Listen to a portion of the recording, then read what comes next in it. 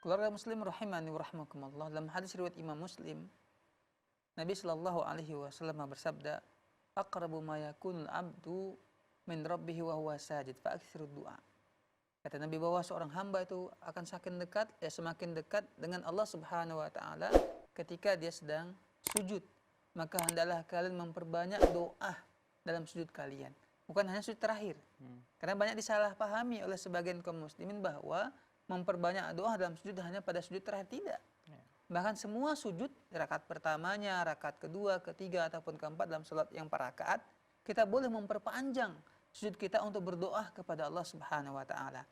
Yang jadi pertanyaan ialah, apakah boleh kita itu berdoa dalam sujud kita dengan menggunakan bahasa kita, bahasa Indonesia, bahasa daerah kita dan sebagainya. Di sini memang ada perbedaan pendapat antara para ulama. Ada sebagian membolehkan, ada sebagian tidak membolehkan. Tapi yang lebih utama ialah kita membaca doa dengan menggunakan doa yang terdapat dari hadis Nabi ataupun dari Al-Quran.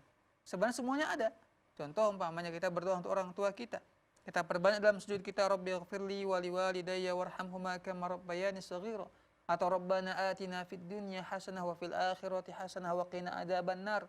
Atau doa Allah maghfirli warhamni wahdini wa'afini warzuqni. Kita perbanyak doa-doa seperti ini. Karena dia mengandung kebaikan dunia dan di akhirat untuk kebaikan kita. Kita baca yang seperti ini. Nah, meskipun demikian, sebagian ulama mengatakan kalau dia punya hajat, dia sangat butuh kepada Allah. Anaknya sedang sakit, hutangnya begitu banyak, nggak bisa dia lunasi. Dia ingin memperpanjang sujud untuk berdoa kepada Allah, tapi hanya dengan menggunakan bahasa dia. Maka para ulama memperbolehkan, silahkan menggunakan bahasa yang dia pahami dan dia berdoa dalam sujudnya. Wallahu ta'ala alam.